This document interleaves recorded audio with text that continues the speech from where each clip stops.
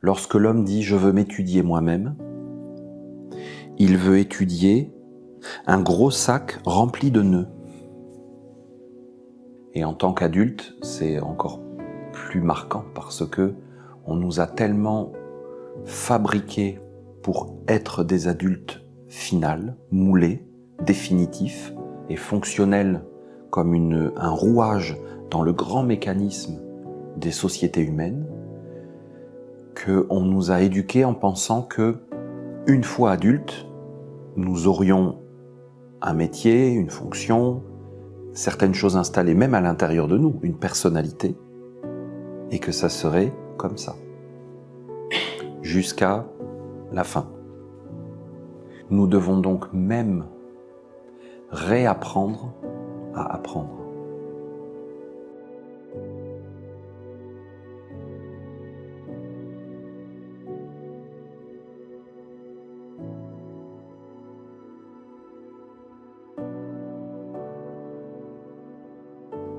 On a été tellement mal éduqués,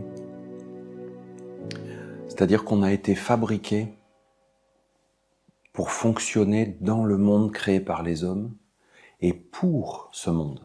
On a été éduqués pour ce monde. Donc on n'a pas été nécessairement mal éduqués parce qu'on peut avoir des diplômes, gagner de l'argent, avoir du pouvoir, fonctionner dans ce monde. Mais dès qu'on veut faire autre chose, on s'aperçoit qu'il faut tout refaire. Et plus on avance, plus on se rend compte de l'ampleur du chantier. C'est-à-dire que au début, on s'aperçoit qu'il faut travailler sur soi parce que peut-être, ça peut être chacun de nous, on a vécu des chemins différents, donc ça peut être que si on est heureux, on va moins souffrir, si on souffre moins, on va être mieux, ou alors qu'on va arrêter de faire souffrir les autres quand nous-mêmes on est mieux, parce que quand on n'est pas bien, on fait souffrir les autres. Ça peut être tout un tas de raisons. Mais au début, on voit juste un scratch, un petit défaut, un petit truc qui nous gêne dans notre vie. Alors on travaille sur nous et puis on se rend compte qu'en fait ce petit problème vient probablement d'une problématique plus grande à l'intérieur, de quelque chose qu'il faut réorganiser, de choses qu'on a mis dans des boîtes et qu'on a enfermées dans un placard puis qu'il faut ressortir, qu'il faut redéballer, dépoussiérer. Des fois il faut jeter des choses. On commence tout un processus comme ça. Et si on ne s'arrête pas, ce qui n'est pas évident, si on ne s'arrête pas, on s'aperçoit que c'est même la maison entière qu'il faut entièrement remodeler, même peut-être défaire, mettre à terre. Et on s'aperçoit même que c'est les fondations qui ont un problème. Puis même on peut s'apercevoir qu'on n'est même pas du tout au bon endroit. Donc qu'il faut migrer, qu'il faut bouger pour trouver une autre terre, pour repartir, parce qu'on n'est même pas dans un environnement favorable qui nous correspond ou qui va nous permettre de faire ce qu'on doit faire. Bien sûr, tout cela prend un temps infini et je pense que ça prend plusieurs vies même. Parce que nous avons été largement constitués comme des hommes, pour le monde des hommes, à tel point qu'il faut plusieurs vies pour se défaire de tout ça et se retrouver et se refaire.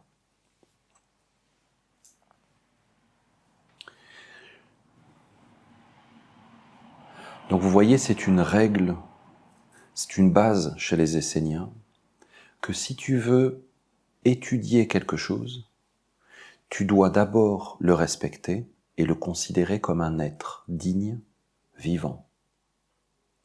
Aucune matière n'est morte. Aucune matière n'est morte.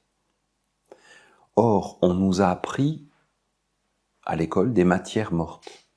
C'est la géographie, les mathématiques, l'orthographe. C'est comme une chose inanimée. Non seulement ça, mais peu à peu, on a de plus en plus considérer ceux qui nous transmettent, ceux qui incarnent cette matière, c'est-à-dire les professeurs, comme des êtres remplaçables, des fonctionnaires. Ils font leur travail, ils sont payés, et ils n'ont pas vraiment de rapport avec cette matière, et ils sont critiquables, ils sont imparfaits, ils sont personnels, ce sont des personnalités, et finalement aujourd'hui, on arrive à une situation qui est dégradée à un point extrême. Il n'y a vraiment plus aucun respect, respect mutuel dans l'éducation. Nous devons donc même réapprendre à apprendre.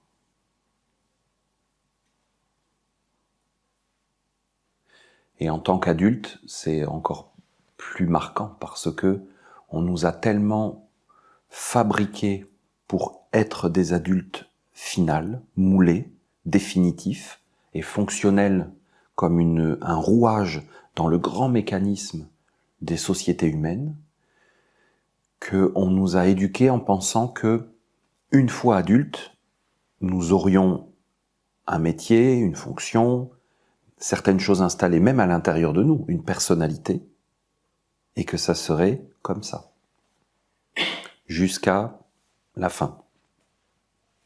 Il y a des tests de personnalité. Et puis quand on travaille, on va voir les ressources humaines, et puis on fait des évaluations de quelles sont nos forces, nos talents, tout ça.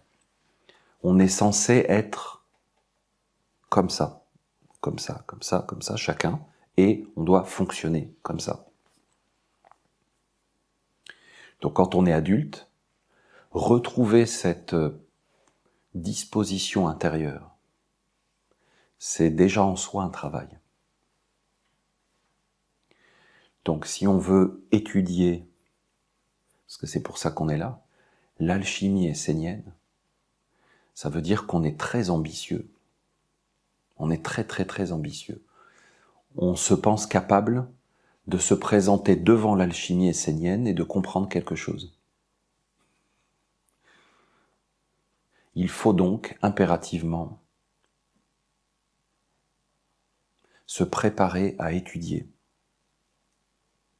Il faut avoir des dispositions, il faut avoir un cadre extérieur, intérieur. Et le cadre ne peut être posé que sur « je sais que je ne sais pas ». Parce que souvent, nous pensons savoir, et même nous voulons être confirmés dans notre savoir, souvent. Et nous allons être capables de mémoriser des informations qui sont en fait des confirmations de choses qu'on savait déjà. C'est beaucoup plus difficile de vraiment découvrir et mémoriser ou même intégrer quelque chose qui est complètement différent. Il y a donc une distance entre nous maintenant. Il y a une distance entre moi maintenant, aujourd'hui, et moi dans 7 jours. Il y a une distance. Si je me regarde dans le futur, je vois qu'il y a une distance. Je ne suis plus là dans 7 jours. Je vais être là-bas. Qu'est-ce qu'il y a entre les deux? Si j'étudie vraiment, si je suis vraiment un étudiant, il y a une rencontre. Je vais à la rencontre de moi-même. Mais il y a une distance à parcourir. L'alchimie, c'est l'étude de cette distance.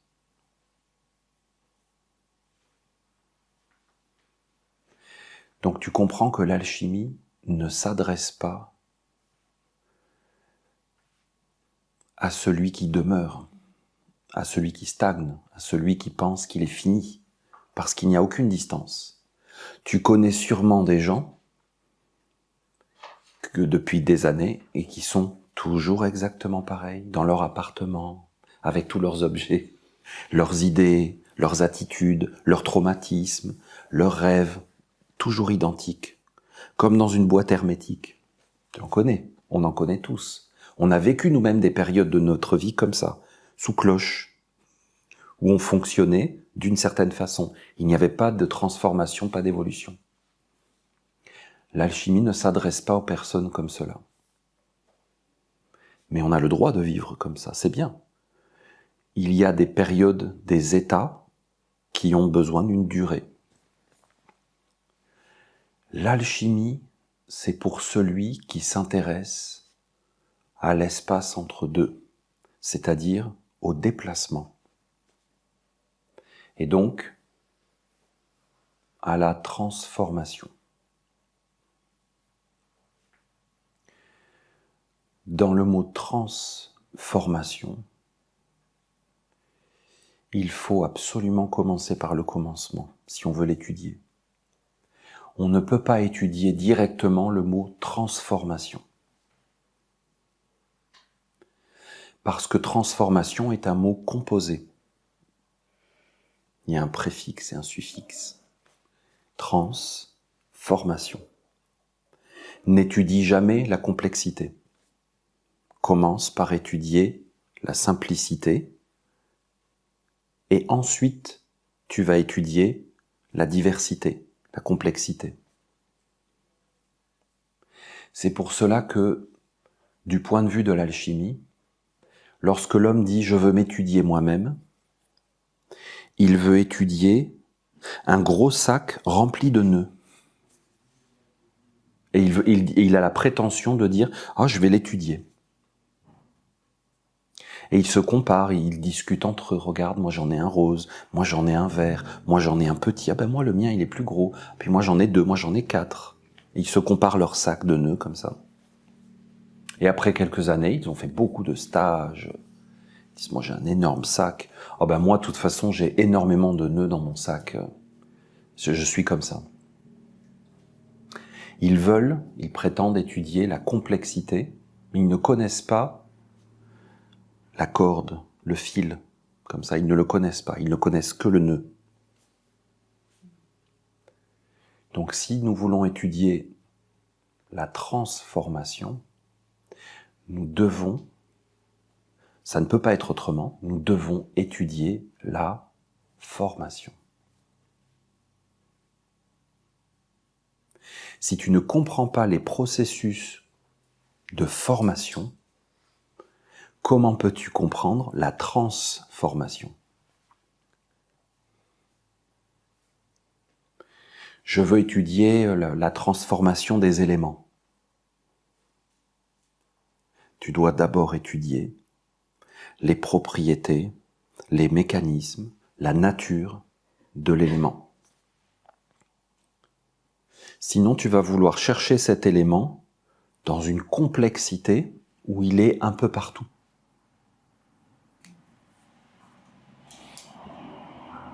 Par exemple, les alchimistes ont bien sûr étudié les métaux. Et tu as par exemple des propriétés de l'or, qui sont différentes des propriétés de l'argent, qui sont différentes des propriétés du plomb, du mercure. D'accord ? Maintenant, si je te dis que je fais un amalgame de tous ces métaux, et qu'on va maintenant étudier cet amalgame, on va tout de suite avoir le problème. Parce que par exemple, on va dire, dans cet amalgame, il y a une chose qui est insensible à la rouille, à la corrosion, au temps qui passe. Et il y a une chose qui y est sensible.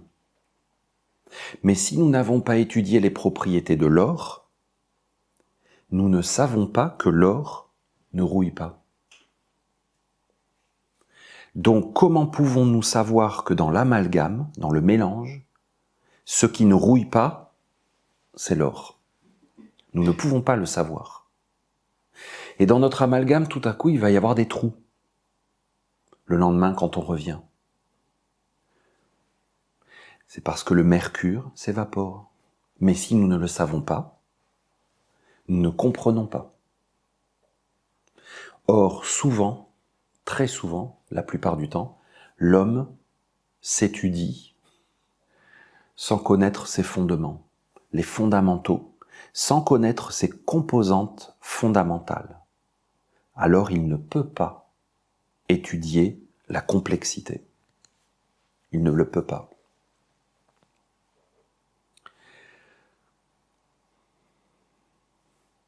Contrairement à ce qu'on pense, l'alchimie n'est pas l'étude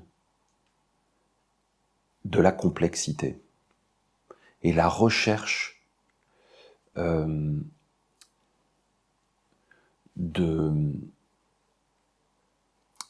processus biochimiques complexes. Pas du tout. Parce que aucun être qui connaît la simplicité n'est intéressé par la complexité. Quand tu as rencontré la simplicité à l'intérieur de toi, ça ne t'intéresse pas la complexité des amalgames. Pourquoi ? Parce qu'il te suffit de sortir, de descendre quelques marches, d'aller sur la place du village, de regarder les humains passer, et tu vois la complexité. Tu n'as pas besoin de l'étudier, tu la vois. Si tu veux vraiment l'étudier parce que tu insistes, tu te regardes dans un miroir et tu vois la complexité inexplicable du monde. Si tu rencontres vraiment la simplicité à l'intérieur de toi, les fondements, les éléments fondamentaux à l'intérieur de toi, le reste n'a plus vraiment d'intérêt, parce que ça suffit à la vie. Les 4 éléments fondamentaux suffisent. Il y a tout, parce qu'ils sont partout, composent tout. Si nous voulons étudier l'alchimie, nous devons absolument étudier la simplicité des éléments, au lieu d'étudier leurs processus complexes et parfois uniques. Mais nous pouvons aussi nous intéresser à l'origine.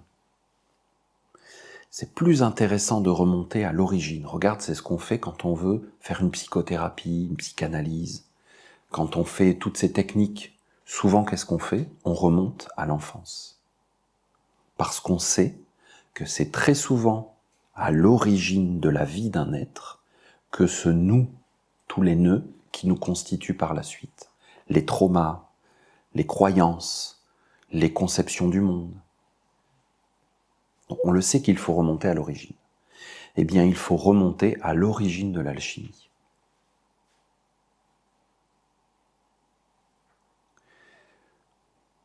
Et c'est en remontant à l'origine que tu peux comprendre le processus de création et de complexification qu'il y a eu au fil des siècles.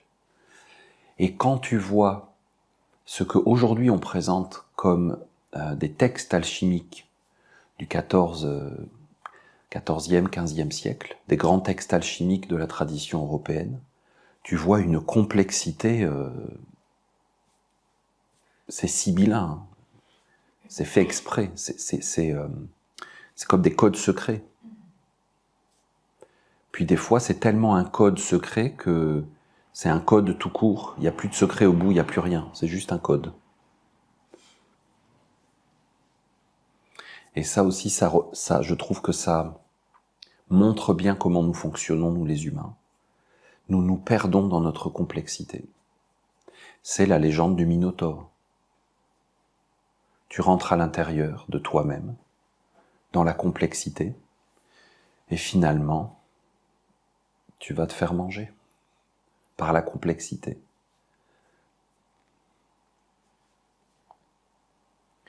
Donc nous allons ne pas vraiment nous intéresser à ces textes extrêmement tardifs de l'alchimie. Parce que, en plus de la tendance naturelle de l'homme à tout complexifier, tu vois, si nous étions disons que nous sommes à Bagdad 700 ans après Jésus et nous étudions ensemble l'alchimie.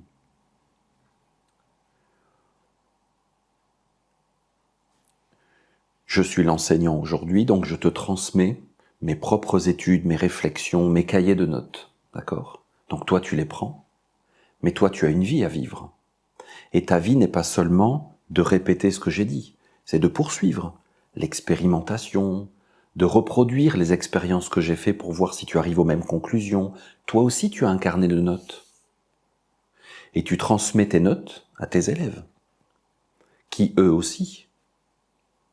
Ainsi, chaque complexité d'être humain s'empile dans la connaissance et finit par former un corpus de connaissances alchimiques de plus en plus complexe. C'est pour ça qu'on va te dire dans certaines traditions, on parle de azote, dans l'autre on n'utilise pas les mêmes mots, et puis dans un texte on dit que l'argent a telle propriété, dans l'autre on n'emploie pas le même vocabulaire, mais on comprend pas bien, on se perd complètement. C'est le labyrinthe du Minotaure. Donc il y a la complexité humaine, premier facteur. Deuxième facteur très important en Occident, moins dans le pays musulman, mais quand même, la religion. La religion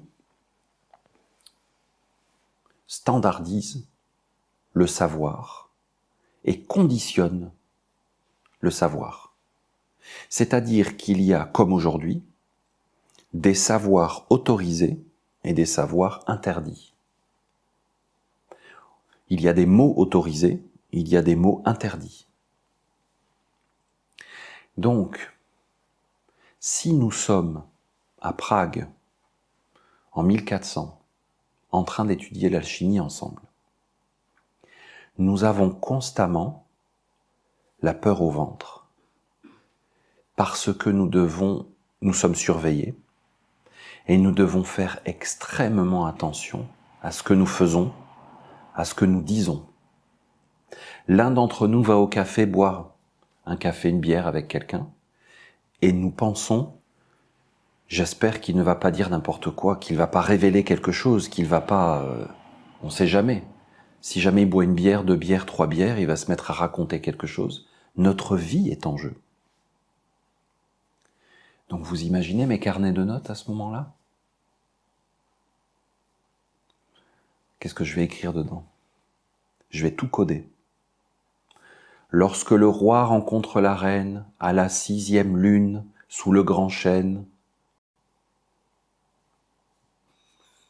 comme ça, même si finalement il y a une descente de flics, il y a les gendarmes qui viennent pour enquêter sur nos activités, je ne suis pas en danger. Je peux être interrogé par le tribunal de l'Inquisition, mais c'est difficile de prouver quelque chose. Ça a infiltré l'alchimie depuis le 6e siècle après Jésus-Christ à peu près, de plus en plus et de plus en plus. Donc le savoir a dû se cacher lui-même et se fabriquer une surface, comme un animal qui vit dans sa coquille. Le problème, c'est que cette coquille est le savoir. Et que si aujourd'hui tu t'intéresses à l'alchimie, quel moyen tu as de t'intéresser à l'alchimie? Les textes, les vieux textes qui survivent jusqu'aujourd'hui, qui ne sont que des coquilles. Il n'y a plus l'escargot, la tortue à l'intérieur, pour te montrer à quoi ça sert, comment ça bouge, pourquoi c'est comme ça. Tu sais, quand tu vois des coquillages de mer, fais cette expérience avec les enfants, tu leur montres, et un jour tu leur montres un coquillage vivant. Ils sont très surpris, parce que ce n'est pas du tout ce qu'ils imaginaient. Ils croyaient vraiment que le coquillage, c'était une moitié toute seule posée sur la plage comme ça. Ils savent que ça vient de la mer, mais lorsqu'ils comprennent qu'en fait ça s'intègre dans un ensemble, et que ça fonctionne et que ça sert à quelque chose, c'est très très différent. Ça veut dire que nous sommes capables de regarder un coquillage et d'en faire un objet, une réalité, en pensant, en ayant la certitude sensorielle que cet objet est comme ça. Il est comme ça, posé, il est comme ça. Sans jamais avoir compris l'utilité de l'objet, la façon, pourquoi il est comme ça, pourquoi l'animal l'a fabriqué comme ça. Parce qu'il a des contraintes techniques, mécaniques, physiques de fonctionnement. Eh bien, l'alchimie, c'est un coquillage. Mais il n'y a plus personne dedans. Il est donc extraordinairement difficile. Peut-être essaye, toi. Prends un objet ou un coquillage que tu n'as jamais vu vivant, qui ne ressemble à rien de ce que tu connais, et fabrique-toi une histoire avec. Si on fait tous l'exercice ensemble, on va avoir 10 histoires différentes, 100 histoires différentes. Parce que on peut imaginer tout ce qu'on veut. Donc si tu prends des manuscrits de l'alchimie,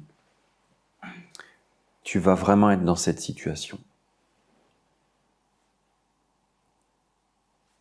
Or, comme je vous ai dit, ces manuscrits ont été cachés, codés, complexifiés par la nature humaine.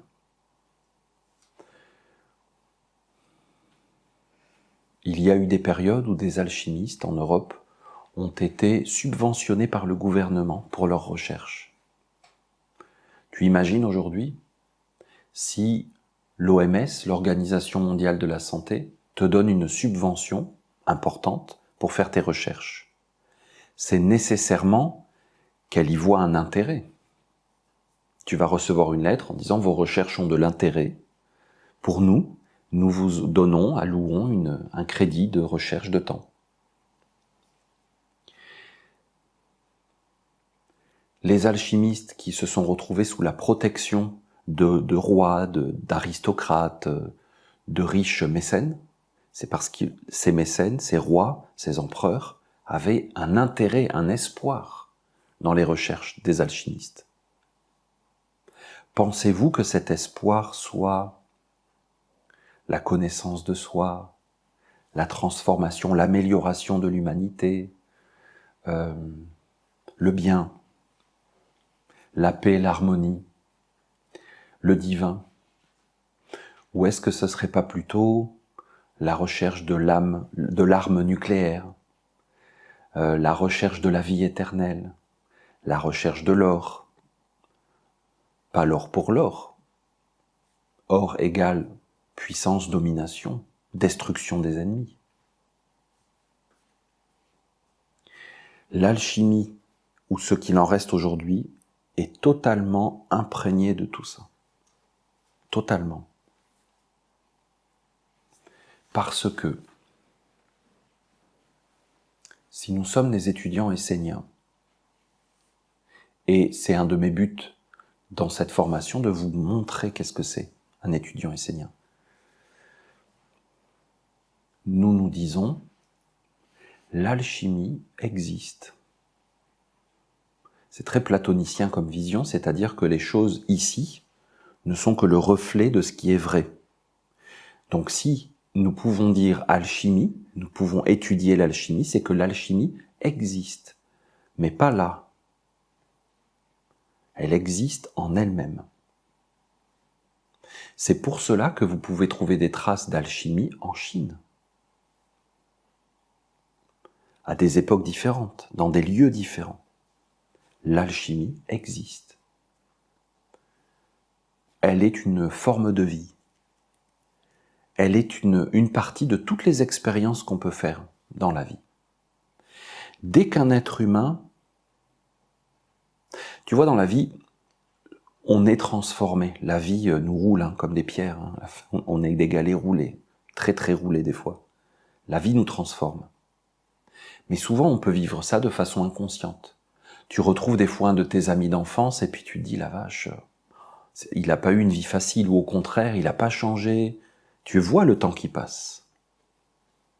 Mais à partir du moment où un être prend du recul, comme avec l'appareil photo, tu vois, tu zoomes et tu dézoomes. Il prend du recul sur ce qu'il vit. Il est capable de regarder le processus de transformation, où il fait le bilan de sa vie. Et il réfléchit comment il en est arrivé là. les choix qu'il a faits, toutes les options qu'il a prises qui l'ont amené. Eh bien, il étudie quoi? Sa propre transformation, son évolution. Pourquoi, quand il était jeune, il disait oui, moi je suis contre le système, de toute façon je veux vivre dans l'anarchie, moi j'élèverai mes enfants comme ça, moi j'aurai jamais d'enfants, moi j'aurai 20 enfants, moi je ferai ci, moi je ferai ça. Puis que finalement il repense à tous ses rêves et toutes ses croyances qu'il avait quand il était jeune, il s'aperçoit que il a complètement changé d'idée, d'opinion, ou qu'il n'a pas du tout pu faire ce qu'il voulait. À partir du moment où tu fais cet examen, tu es en train d'étudier une distance. Eh bien, c'est l'être de l'alchimie qui s'approche de toi et qui regarde ta vie à travers toi. C'est parce qu'il y a l'alchimie que l'homme est capable d'observer une évolution, une distance entre lui avant et lui maintenant. Si l'être de l'alchimie n'existait pas, nous ne pourrions pas réfléchir, méditer sur nos transformations. Nous ne pourrions même pas nous rendre compte à quel point nous avons changé. Ça vous est arrivé aussi, ça, c'est obligé. De connaître quelqu'un qui avait certaines idées, et puis vous l'avez vu changer avec le temps, mais il ne s'est pas vu changer. Il ne s'est pas rendu compte. Vous vous en rendez compte parce que vous n'êtes pas lui, et puis vous pouvez le lui dire, le lui faire remarquer, ou vous en rendre compte.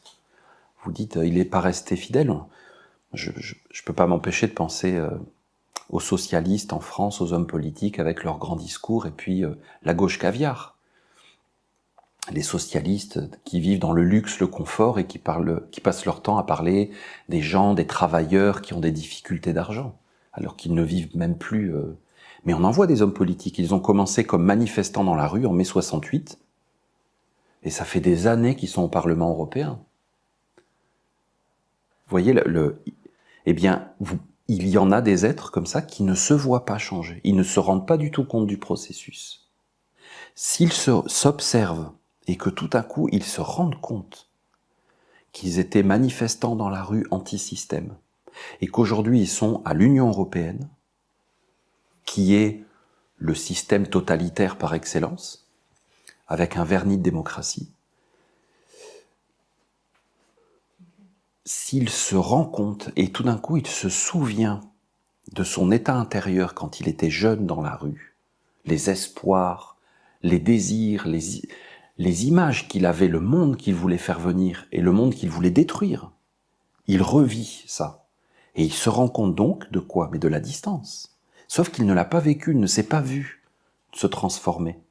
C'est très souffrant parce que vous approchez deux matières, c'est l'huile et l'eau. Il était de l'eau, il est devenu de l'huile, ou il était de l'huile, il est devenu de l'eau. Ils sont maintenant incompatibles. Il ne pourrait pas supporter lui-même. Mais lui, un étudiant en contestation altermondialiste, il appelle les CRS, la police et l'armée. Et lui, il reste dans son Parlement européen caché. Non? Dans une panic room. Dans son bunker. Il ne se supporte pas lui-même. Les parents savent ce que je dis. Quand tu as un enfant, c'est toi-même. Tu es confronté à toi-même. Cohabitation instantanée, extrêmement proche. Mais toi, tu as fait un énorme chemin depuis tes 3 ans. Non? Tu as oublié. L'alchimie, si elle rentre à l'intérieur de toi, va te permettre d'apprécier tout le voyage, le chemin que tu as parcouru, et donc le changement d'état.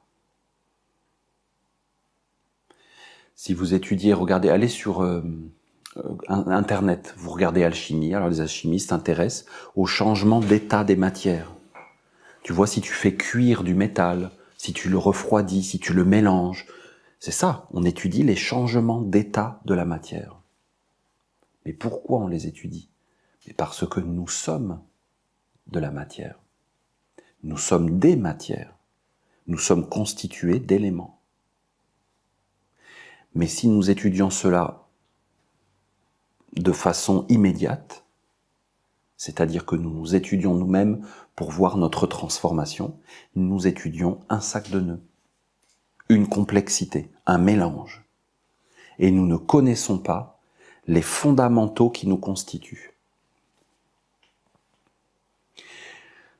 L'alchimie essénienne ne peut s'approcher que dans une attitude juste d'étudiant. Je sais que je ne sais pas.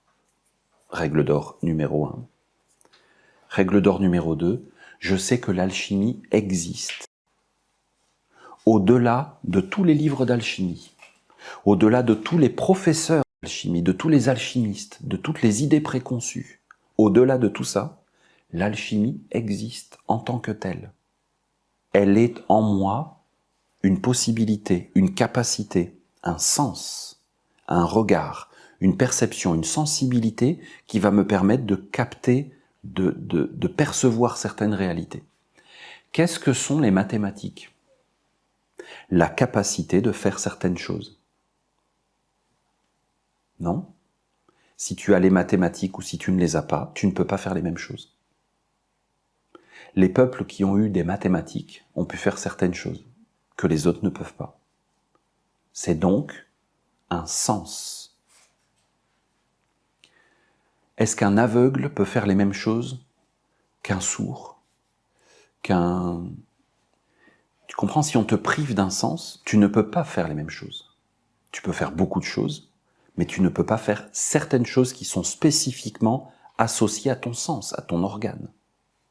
L'alchimie est un sens, une capacité, un organe de perception du monde. L'alchimie te permet de comprendre tous les processus de transformation par la connaissance des matières premières, des composantes fondamentales de tout, pas par une accumulation de savoir. Et regardez bien le piège de l'alchimie. Les hommes, si dans mon petit carnet de notes, je consigne toutes mes expériences, que je donne ce carnet à mon fils, que mon fils rajoute ses expériences, qu'il le donne à son fils, qui rajoute ses expériences, bientôt, nous saurons tout. Nous pourrons tout savoir. Nous pourrons maîtriser tous les processus de la nature. Nous dominerons la Terre. Caïn. Abel, Caïn. Nous allons dominer la Terre par notre capacité à mémoriser. Nous devons mémoriser parce qu'une vie d'homme ne suffit pas à tout savoir, à tout essayer, à tout tester. C'est impossible. Donc, nous allons accumuler des vies de mémoire. Et je dois faire quoi? Je dois construire des yeshivas. Je dois enseigner mes enfants à mémoriser, comme les griots en Afrique. Tu mémorises. Tu apprends la Bible par cœur, les livres par cœur. Parce que si nous le faisons sur des générations, nous réussirons à être intégral. Nous saurons tout. Vous voyez le mouvement général de l'humanité qui a été en réalité la chute de la science. On a transformé la science en un fantasme total que nous pourrons être des dieux, être Dieu, ne plus mourir, transformer le plomb en or, ne jamais vieillir, ne jamais être malade, être les rois du monde. C'est le génie d'Aladin, de la lampe. Donc vous voyez comment l'image que nous avons de l'alchimie, le souvenir que nous avons de l'alchimie est complètement teinté par ce qu'il y avait à l'intérieur du corps, du cœur des hommes, ce désir, cette croyance, cet espoir fou de mémoriser tous les processus de transformation des métaux, parce qu'on se disait, un jour on va réussir à faire de l'or avec du plomb, c'est sûr. Il y a forcément une combinaison. Et en faisant ça, ils sont partis à des années-lumière de l'alchimie. C'est drôle la vie. Tu étudies un sujet et tu finis par en être... Tu ne peux pas être plus éloigné de ton sujet. Et pourtant, tu portes le titre d'alchimiste.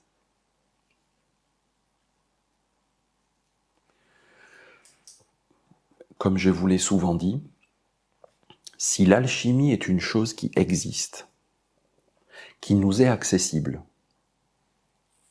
Cette chose existe et est accessible, pas seulement pour nous. Elle existe et elle est accessible pour tous. Elle est universelle. Si une chose est, elle est universelle. Elle ne peut pas être juste pour notre religion, juste pour notre pays. Elle est universelle. Par contre, elle est accessible à certaines conditions. C'est-à-dire que, comme Platon l'explique très bien, seuls les semblables peuvent se rencontrer. C'est-à-dire que pour qu'une chose se rencontre, il faut qu'il y ait un emboîtement ou une ressemblance, une identification, une identité. Ce qui est dissemblable reste l'huile et l'eau. Tu peux faire une émulsion de mayonnaise, tu vas me dire. Mais c'est autre chose. Si tu regardes la mayonnaise, tu as des molécules d'huile et des molécules d'eau. Il n'y a pas. Ça reste. Donc une chose demeure. Donc si tu veux connaître l'alchimie, tu dois t'approcher de l'état intérieur de l'alchimie. Alors, l'alchimiste à l'intérieur de toi va attirer naturellement par résonance l'être de l'alchimie. Oui, telle personne est capricorne, c'est un terrien, les discours astrologiques.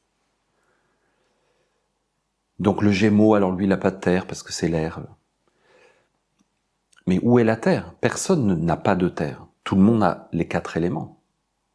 Donc la terre peut se manifester à l'intérieur d'un être d'une certaine façon, quand il est jeune, différemment à l'âge adulte, différemment dans la vieillesse. Pourtant, l'élément est toujours là. Si tu analyses une personnalité jeune, puis tu l'analyses à l'âge adulte et tu l'analyses dans la vieillesse, tu analyses une complexité, un ensemble, un mélange. Si tu regardes l'élément, tu vas voir l'élément agir à travers certaines parties de la personnalité, à travers d'autres parties, à travers d'autres parties. Tu dois partir de ce qui est simple et tu vas voir le complexe. Donc le regard alchimique doit absolument, fondamentalement, être fondé sur la simplicité et sur l'élément. C'est pour cela que les alchimistes étudiaient les métaux, parce que ce sont des matériaux de référence. Le mercure, 600 ans après Jésus-Christ à Bagdad, est le même qu'aujourd'hui. Le mercure, c'est du mercure. Le plomb est du plomb. Donc ils essayaient d'attraper un élément simple et d'en étudier les processus de transformation. Mais vous comprenez bien qu'avec le temps, ils se sont perdus, c'est pas les mêmes êtres, hein, mais les hommes, les alchimistes, se sont perdus dans leurs recherches. Ils ont été notamment pris par les métaux. C'est-à-dire que, tu sais, des fois dans la vie, tu crois que c'est toi qui manipule quelque chose, quelqu'un, tu crois que c'est toi qui joues avec quelque chose, puis finalement, tu t'aperçois que tu as été manipulé toi-même par cette chose, par cette personne, par ce sujet. J'ai souvent parlé à des personnes qui avaient eu un traumatisme, une blessure profonde, qui avaient un problème. On va appeler ça au sens large un problème, ok ? Et qui se penchaient sur ce problème extérieur ou intérieur, c'est-à-dire un problème subjectif ou un problème réel. Ils avaient un problème, une situation avec quelqu'un, une relation, un boulot, peu importe, un problème. Un de tes enfants, t'as un de tes enfants, c'est toujours des problèmes, c'est ton problème. Eh bien, je voyais que, à force de s'intéresser à leurs problèmes et de s'atteler à essayer de le résoudre, ce problème leur avait bouffé toute leur vie. Toute leur vie. Et ça faisait des dizaines d'années qu'ils étaient bloqués avec ce problème. Et que finalement, ils ne faisaient rien d'autre. Ils ne voyaient rien d'autre. C'est-à-dire que la vie passait autour d'eux, avec plein de choses géniales dans leur vie, des belles personnes, des belles rencontres, des super belles situations. Ils ne les voyaient pas parce qu'ils ne voyaient plus que leurs problèmes, tout ça pour le résoudre. Donc ils ont un enfant à problème qui devient le centre de leur univers et ils ne voient plus leurs autres enfants grandir, passer leurs étapes de vie, se développer, ils ne le voient plus, ils ne l'apprécient plus, ils ne peuvent pas. Ils sont pris par leurs problèmes. Eh bien, ce fonctionnement, par exemple, à force de parler du plomb, à force de parler des métaux, les êtres qui se sont intéressés à l'alchimie ont commencé à se focaliser sur ces métaux. Et en réalité, ils ont été comme englués, attrapés par ces métaux. Et qu'est-ce qui est associé au métal pour l'homme? Le pouvoir et la domination. On dit c'est en forgeant qu'on devient forgeron. C'est-à-dire que c'est en faisant une chose qu'un savoir s'approche qui te permet de faire cette chose. Mais c'est en le faisant. C'est pas en parlant et en imaginant et regardez la paix. Depuis le temps qu'ils en parlent et qu'ils en parlent, mais ils ne le font pas, ils ne le vivent pas. Il y a un être, par exemple, qui l'avait à l'intérieur de lui, et on l'a vu dans l'histoire, c'était par exemple, dans l'histoire récente au XXe siècle, c'était Anwar el-Sadat, le président égyptien. Il avait à l'intérieur de lui la paix, il la connaissait, par héritage d'âme. Eh bien, il a fait quelque chose avec Israël, par exemple, mais il l'avait. Ça ne veut pas dire qu'il était parfait, ça ne veut pas dire qu'il savait tout, qu'il était sans faute, mais il l'avait. Et donc, par sa simple vie, il y a quelque chose de la paix qui s'est fait, qui ne pouvait pas se faire avec d'autres. Et il y a des êtres qui portent en eux la guerre, qui vont toujours amener la guerre et le conflit, malgré ce qu'ils disent. Donc ce que tu portes à l'intérieur de toi, tu l'attires. La loi d'attraction, ça s'appelle aujourd'hui. Tu peux tout à fait, si tu te mets à étudier l'alchimie, tu vas attirer l'alchimie. Parce que vous vous souvenez, l'alchimie existe. Et même, je vais vous dire, mon travail en tant qu'enseignant pour cette formation d'alchimie essénienne n'est que de vous faire des choses qui vont attirer à l'intérieur de vous le savoir alchimique, la perception alchimique, la sensibilité à l'alchimie. Et donc de vous permettre d'acquérir un sens à l'intérieur de vous, c'est-à-dire un lien, une relation entre l'être de l'alchimie et vous, qui fait que vous serez libre. Le vrai savoir libère. Le vrai savoir vous libère. Il n'est pas une masse de choses à accumuler, à mémoriser, une quantité d'expérience avec vos alambics et tout ça. Non. Le savoir, c'est pas ça. Le savoir, c'est un lien vivant entre vous et l'être de l'alchimie. Alors, vous allez de plus en plus percevoir les processus de transformation, les distances. Vous allez le percevoir partout. Vous le verrez dans la nature, vous le verrez à l'intérieur de vous, à l'intérieur des gens qui vous entourent. Vous allez le voir, mais pas le voir de façon mentale, vous allez le voir de façon sensorielle, vous allez le percevoir, le ressentir. Sauf que, si nous étudions la complexité, vous aurez des perceptions de la complexité.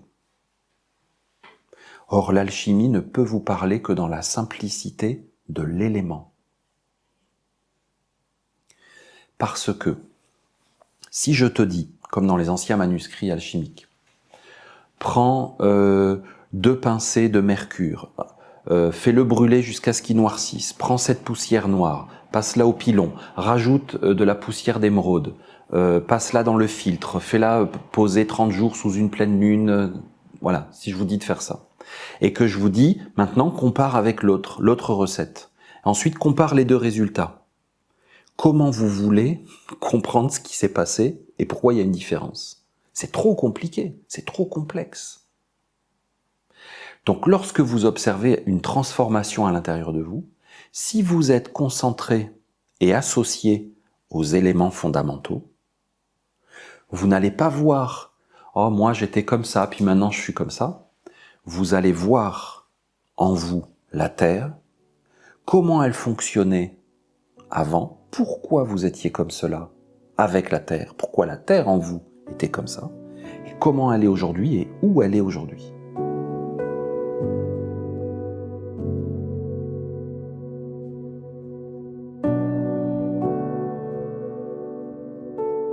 L'alchimie essénienne s'intéresse à l'origine des choses parce que nous vivons dans un monde vieux et vieillissant toujours plus, et donc se complexifiant toujours plus. Qu'est-ce qu'il y a à l'intérieur de l'homme qui est fondamental? Des pensées, des sentiments, des désirs. Et je dirais que 99,999% de l'humanité ne discerne vraiment pas la différence. Cet obscur objet du désir. Louise Buñuel. Obscur. Parce que finalement, qu'est-ce qu'on veut vraiment? Je veux ça, oui, mais pourquoi tu le veux? Je veux cette nouvelle voiture. Personne ne veut une nouvelle voiture. Si tu veux cette nouvelle voiture, c'est que nécessairement tu veux la reconnaissance sociale, le sentiment de succès, de fierté, tout ce qui accompagne. Tu comprends? Mais pourquoi tu veux ça même? Pourquoi tu veux de la reconnaissance sociale? Ce n'est pas une fin en soi. Parce que finalement, si je vous disais qu'en vrai, chacun de nous n'a qu'un seul désir, un seul, profondément, réellement, il n'a qu'un seul. Tu dis, mais c'est impossible, moi j'en ai beaucoup. Non, t'en as qu'un. Mais donc c'est quoi le reste? Eh bien, ce sont les poupées russes. Et plus ça va, plus ça grossit, et plus il y en a. Ce sont des satellites. Mais dans le fond, tu n'as qu'un seul désir fondamental qui correspond à ta nature profonde. L'enseignement essénien n'est pas un texte de loi que vous devez répéter. Non, c'est expérimenter.